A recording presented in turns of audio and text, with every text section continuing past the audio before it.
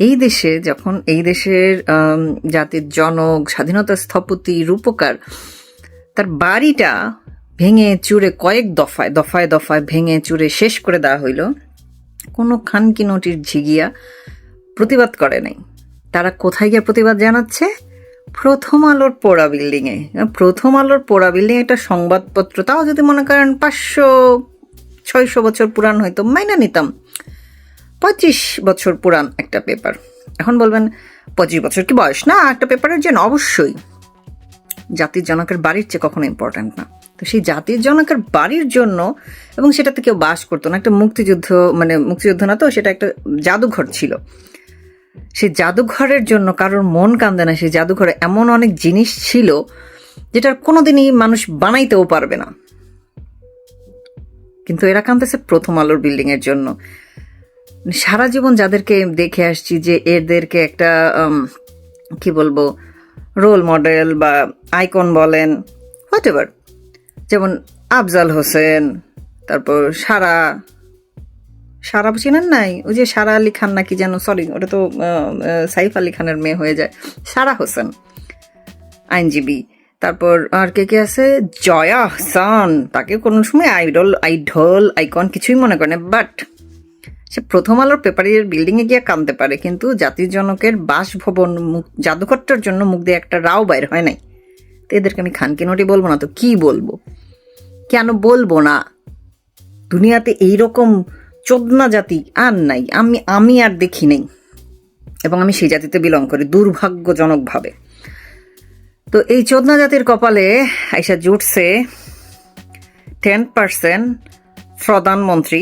সেই প্রধানমন্ত্রীর জ্বালানি মন্ত্রী বলতেছে, বিদ্যুৎ মন্ত্রী বলতেছে, আমাদের টুকু ভাইয়া বলতেছে, সেই যে আমরা যে 2001 থেকে 6 পর্যন্ত যেটা শুনে বড় হয়েছি, তো উনি সেটাই রিপিট করতেছে। শপিং মলগুলা এত আলোকসজ্জা করছে কেন? শপিং মলগুলা এত রাত পর্যন্ত খোলা থাকবে কেন? Shopping mall. মানে আমাদের এতগুলা কারেন্ট দেওয়ার সক্ষমতা নাই, এইসব বয়ান শুরু হয়ে গেছে অলরেডি। 1 মাস হয় নাই সরকার গঠন করছে তারা, ইলেকশন ইঞ্জিনিয়ারিং করে। অথচ এই দেশটাই বিদ্যুতে স্বয়ংসম্পূর্ণ ছিল। এখন বলেন তারপরও লোডশেডিং হইতো, সেটা একটা নানা কারণ আছে। সেই ব্যাখ্যা দিলে বকচোদদের মাথায় ঢুকবে না, এই জন্য আমি ওইটা একটা ডিফারেন্ট টপিক, সেটা আমি বলতে চাচ্ছি না এখন। আমি যেহেতু ওই টপিকে কথা বলতেছি না, তো সেজন্য ওই দিকে যাব না। কিন্তু এরা আজকে বলতেছে যে এই দেশে পুরোপুরি কারেন্ট দিয়ে রাখা সম্ভব না। মানে এরা এখনো সেই 2001 থেকে 6 টেক্সট বুক থেকে বের হইতে পারে না। মাঝখানে যে 20 বছরের দেশ কতটুকু আগায় গেছে এদের কোনো ধারণা নাই। মাত্র দেখলাম যে স্বাস্থ্যমন্ত্রী বলতেছে ঢাকা মেডিকেল বাইরে থেকে যতটা খারাপ শুনি, ভেতরে এতটা খারাপ না। বুঝতে পারছেন? এই হয়েছে এদের জ্ঞানের অবস্থা। ঢাকা মেডিকেল ভালো খারাপ কতটা কি সেটা আমরা যাব না, বাট এটা এমন একটা জায়গা, আপনি যদি পৌঁছাইতে পারেন এবং জীবন নাশকারী কোনো অসুখ বা দুর্ঘটনা আপনার না হয়ে থাকে, তাইলে আপনি মোটামুটি ট্রিটমেন্ট নিয়ে সুস্থ হয়ে বাড়ি ফিরতে পারবেন। এইটুক গ্যারান্টি আছে ঢাকা মেডিকেলে। যারা মনে করেন দেশের বাইরে থাকে, এতদিন তো বুঝি না, এখন বুঝি, দেশের বাইরে থাকে, নর্মাল একটা ধরেন ডাক্তারের সিরিয়াল পাইতে গেলে কয়েক মাস ওয়েট করতে হয়। তারা যখন ঢাকা মেডিকেলের বদনাম করে তখন আসলে কিছু বলার থাকে না। যেটা বলতেছিলাম, এই সারা বাংলাদেশের কারেন্ট নিয়ে এদের এত হাঁসফাঁস লাগিয়া গেছে গা। তারপর 2 সিটি কর্পোরেশনের প্রশাসকরা সরকারের কাছে টাকা চাইছে, কারণ তাদের হাতে টাকা নাই। কেন? কোথায় গেল টাকা? সব টাকা কি শেখ হাসিনা লাগেজে করে নিয়ে চলে গেছে? এরকম কোনো প্রমাণ তো আমরা আজ পর্যন্ত পাই নাই যে শেখ হাসিনা সব টাকা নিয়ে চলে গেছে। হ্যাঁ, আমরা এরকম শুনে যাচ্ছি বটে যে টাকা পয়সা শেখ হাসিনা চুরি করছে, শেখ হাসিনার ফ্যামিলি চুরি করছে, কিন্তু আজ পর্যন্ত এরকম কোনো প্রমাণ দেখতে আমরা কিন্তু পাই নাই। বাট গত 18 মাস ডিপ স্টেট জামাতের যারা ছিল তাদের প্রত্যেকের এই কাহিনী আমরা কিন্তু দেখতে পাইছি।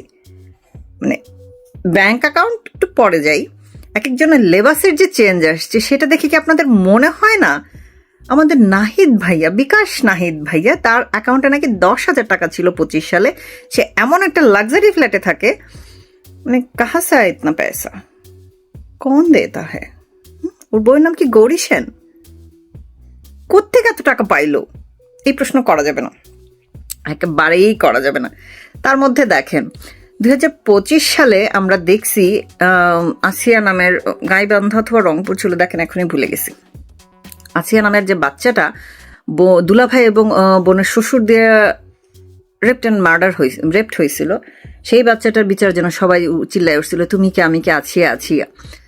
খুব ভালো কথা, প্রতিবাদ অবশ্যই সবাই করবো, কিন্তু আজকে দেখেন একের পর এক বাচ্চা রেপ্ট হইতেছে। সীতাকুণ্ডের ইরা তো মরেই গেল আমাদের মুখের সামনে জুতা বাড়ি দিয়া, আর বাকিরা মনে করেন রিপোর্ট হচ্ছে তো হচ্ছে না। নিউজ পেপারে নিউজ দেখলাম সরকারি দলের, মানে হচ্ছে আমাদের খাম্বা ভাইয়ার দলের লোকজনই অনেকগুলো মার্ডার হয়ে গেছে সরকার ক্ষমতায় বসার পরে।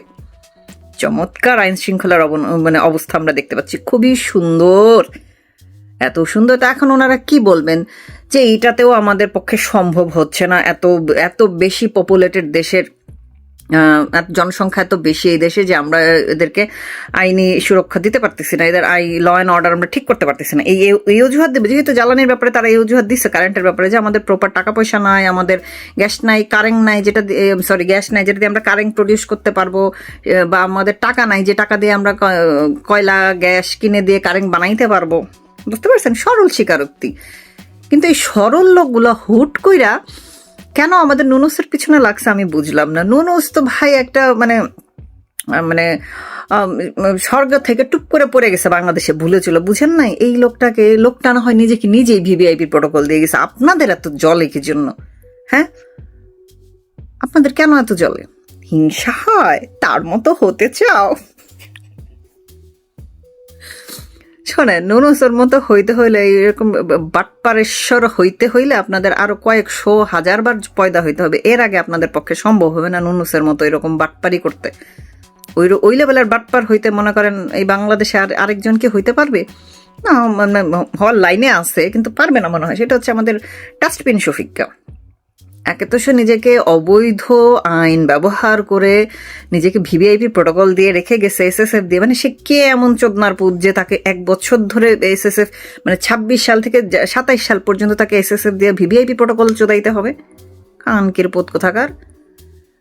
মানে এই একটা পিস কিভাবে এই দুনিয়াতে পয়দা হলো, 1 পিস মেড কারিগর ডেড, কথাটা এমনি হয় নাই, এই জন্যই হয়েছে। তো এই নুনুসকে আপনারা ভুলে যায়েন না। নুনুসকে না, আমাদের আসলে মানে আমরা যোগ্য না নুনুসের, বুঝছেন? নুনুস যদি 50 বছর আমাদের দেশটাকে এরকম করে দিয়ে যাইতো, তাইলে মনে করেন আমাদের দেশের জনগণের খুব ভালো লাগতো। ব্যাপার না, নুনুসের রিপ্লেসমেন্ট যে বসে গেছে সে আছে, আপনাদের দিয়ে যাবে, চিন্তা করেন না। সমঝোতা খাওয়াবে আপনাদের, তারপর ধরেন সস্তায় সবজিও খাওয়াবে, ঈদের মধ্যে মনে করেন জ্যাম ছাড়া বাড়িও পৌঁছায় দিবে, খালি কারেন্টটা দিতে পারবে না আর কি, আর মাঝে মধ্যে সমঝোতা করতে হবে।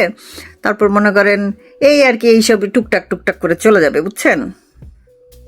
আপনাদের বিকল্প খুব ভাল লাগতেছে, আপনাদের এই বিকল্প পরিবহন দেখতে। ঢাকা শহরে বিকল্প পরিবহন নামে একটা ঝ্যাঁধারা একটা বাস আছে, যে বাসের সিটে বসলে আপনি নিচে দিয়ে রাস্তা দেখতে পাবেন। আপনাদের বিকল্প হয়েছে এরকম। আমি আপনাদের বিকল্প দেখে এত মুগ্ধ হয়ে স্নিগ্ধ বাইয়ার মতো লালা লালা লালা কি জানি বেলা চাও করে গান গাইতে মন চাইতেছে এখন।